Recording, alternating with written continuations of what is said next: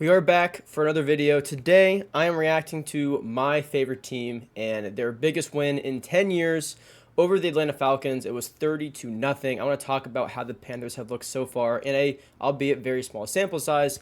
But I want to get some of these videos out now, just get some thoughts on some of these teams. I wanted to start out with my favorite team, of course. But from here, I do want to talk about how the Vikings defense has looked. Cam Ward as well is someone else I want to talk about. So I'll have videos on those teams coming out here pretty soon. But I had to start with the Panthers. This is a huge statement win, and it really has not been that bad of a start to the season as it looks, maybe just in the box score. But I want to get into it. So for right now, Bryce Young, 603 passing yards. Again, we're only 3 weeks in, but this was a huge win against the Falcons, 30-0.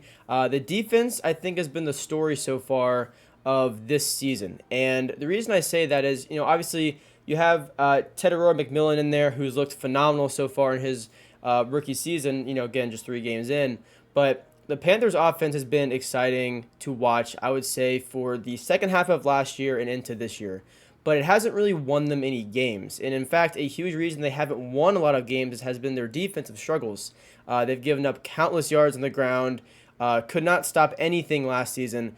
But this season, it's been much different. Now, week 1 was against the Jaguars, and I'm not going to really spend a lot of time on this game because, to be honest with you, I don't hold a lot of stock on this game. There's like an hour and 20-minute long weather delay, like right in the middle of the second quarter, which, in my opinion, kind of ruined the momentum for the rest of the game for both teams, really, but especially Carolina just could not get anything back on track. So, yeah, you could say I'm cherry picking it by not counting that game. I mean, I'm counting the game, but just to be clear, I don't really feel like that game had a lot to do with where we are now. I feel like it doesn't match what we've seen the past 2 games. The defense just could not stop anything. It looked arguably worse than last year in that game. But since then, it's been a lot better. So first off with Arizona, let's get into that game. That was a very costly first half that the Panthers found themselves having to dig out of the entire second half. They were in a hole, down like 24 points, but they did do that. And people like to point to the fact that, well, Bryce Young was just throwing against prevent defense for the majority of the second half. And while that is true, that his passing yards are definitely inflated, what people don't talk about is that the defense was able to line up a bunch of stops and actually give Bryce Young enough chances to get back in the game in the first place. Whereas if this was last season, there was no way the defense is going to be able to do that. But they've looked really, really good. J.C. Horn and Mike Jackson, 2 huge cornerbacks right now in the NFL. They're like one of the best cornerback duos so far into 2025.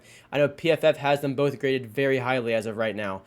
J.C. Horn, obviously, you can expect that from him when he's healthy. He's always been about a top 5 to like 8 corner in the league when healthy, but he's been banged up so much early on in his career.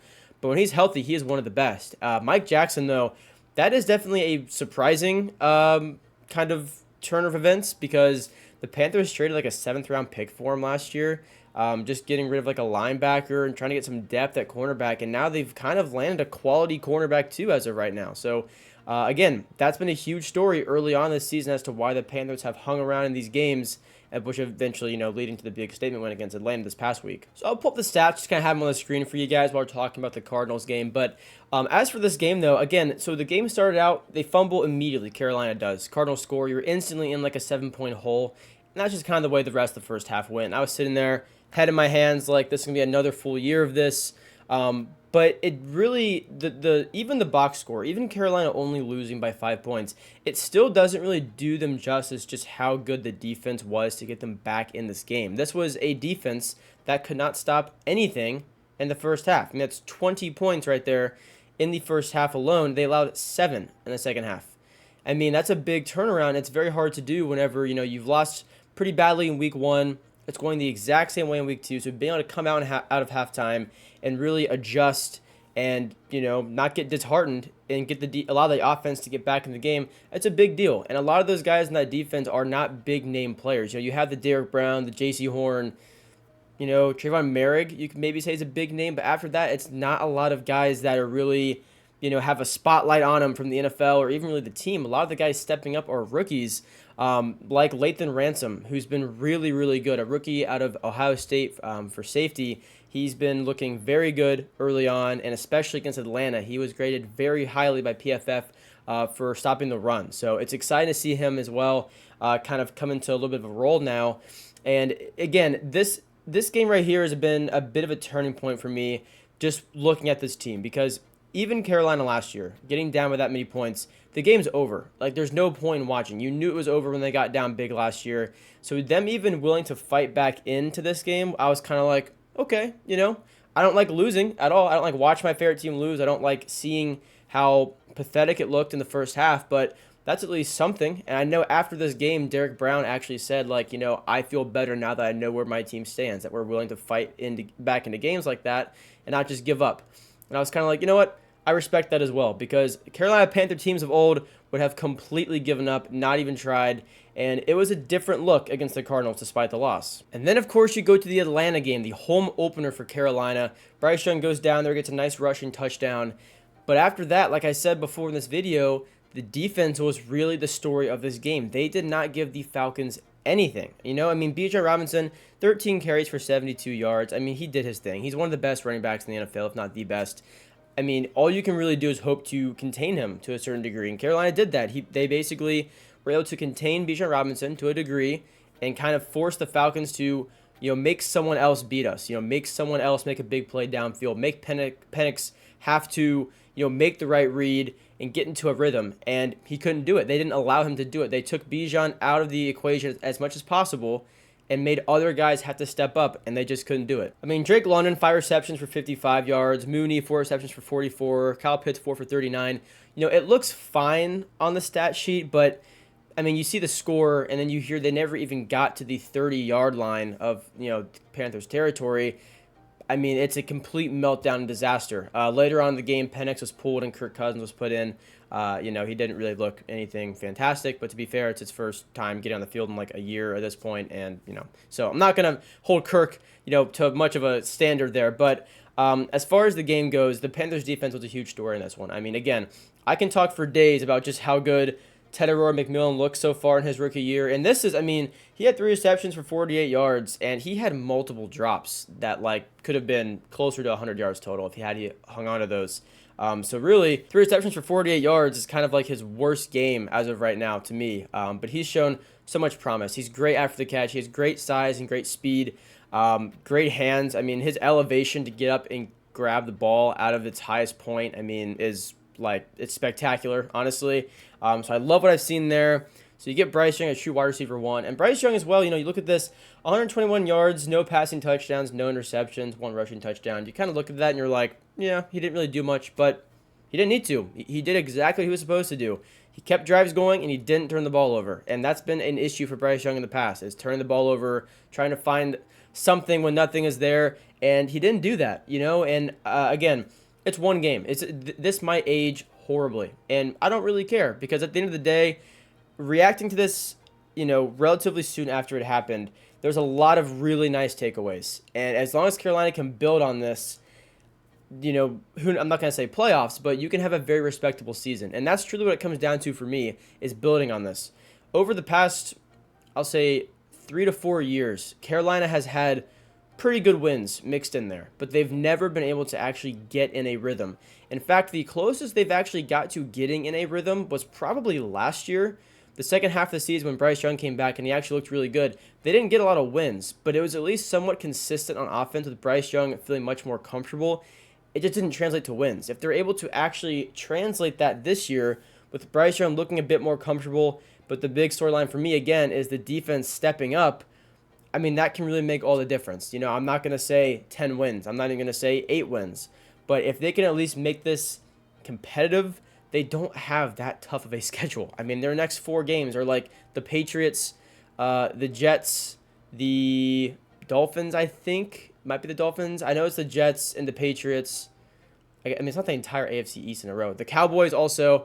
So regardless, they have some easier games coming up where if they can capitalize on those, they can really kind of evaluate, okay, where can we actually go with this season? Because a huge issue early on as well, in the really bad loss against Jacksonville and the close loss against Arizona, Dave Canales, the head coach, kind of said he's trying to pressure the rest of the coaching staff to play some of those younger guys more, which obviously, I don't know why that wasn't a quicker thing to do, because I was actually pretty happy with the Panthers draft this past year and even really last year. So why that was not a, on the forefront of everyone's mind, I don't know, but I'm happy they're at least trying to make more of an effort to do that. Nick Scorton, the defensive end, this is a very, very deep defensive end class this past draft. And Nick Scorton, who the Panthers got in, I believe, the second or third round, maybe the fourth round at this point. I'm off the top of my head. But, when they were able to land him, that was seen as a pretty good value pick. And they didn't do anything with him. And now they mix him into the rotation a bit more. He's making some pretty nice plays. He's pressuring the quarterback. He had a couple really nice spin moves against the Falcons O-line to get to Penix last game. So I like what I've seen there. I already touched on Lathan Ransom being able to blow up the run, and he's looked really, really comfortable out there. I mean, there's a lot of really nice things. Merrick, they've moved around really nice. Not a rookie, but they've moved him from like almost hybrid linebacker type role to like nickel defensive back. I mean, he's done a little bit of everything, and that's where he really shines. He was really good this past weekend as well. So I hope to be able to look at this game, I would say 5 weeks from now, and point to it and say that was really when they got a lot of things to click and got to have, 4 more wins by then or something. You know what I mean? So it's a big win. It's a huge statement win. It's their first big win in 10 years, which is coincidentally the last time I was actually happy being a Panthers fan. So I'm very, very excited about this. But at the end of the day, this is just one game. It matters what they can build off of this. So hopefully I did a good job trying to say what I want them to do going forward. In fact, actually, I'll outline that right now. Going forward, priority number 1, in my opinion, is to keep playing the younger guys on both offense and defense, but especially defense. If you ever want to try and build up this roster and find quality guys that you took shots on pretty late in drafts, you have to give them minutes. You have nothing to lose. This has been a terrible team for the past 5 years. You could say 7 years. Just give the younger guys some more minutes. It's worked well so far. I like what I've seen. So that, to me, is priority number 1. Number 2, I would say keep feeding Ted Aurora McMillan. This guy could genuinely be a top 15 receiver in the NFL, maybe even higher. The talent looks like it is absolutely off the charts. If a 3-reception for 48-yard game and his third ever start is considered bad, keep giving him the ball because it can only go up from here. And he's looked absolutely fantastic.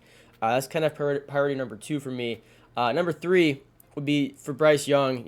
Just keep putting him in comfortable situations. Don't call screenplays on a third down, 5 third downs in a row, get down 14 points, and then let Bryce Young throw the ball and be like, well, I don't know, he looks awful. Like, let him consistently pass the ball, get into a rhythm, and not have to throw check downs 6 plays in a row. Or not 6 plays in a row. Well, yeah, 6 plays in a row as well, but not like, 6 drives in a row and not take any shots downfield. Let him be more comfortable with the quarterback that he, really is, because a lot of times it feels like they're kind of forcing him to take, lower shots downfield at times where, why not throw it deep there? Why not try and get the first down? Why run it? So that would be another thing for me, just improved play calling to try and benefit Bryce Young, get him into a rhythm earlier on in the game rather than waiting for the game to be borderline out of reach and then letting him get into a rhythm. But yeah, so those are the priorities off the top of my head. Would just be play calling, young guy minutes, and feeding McMillan.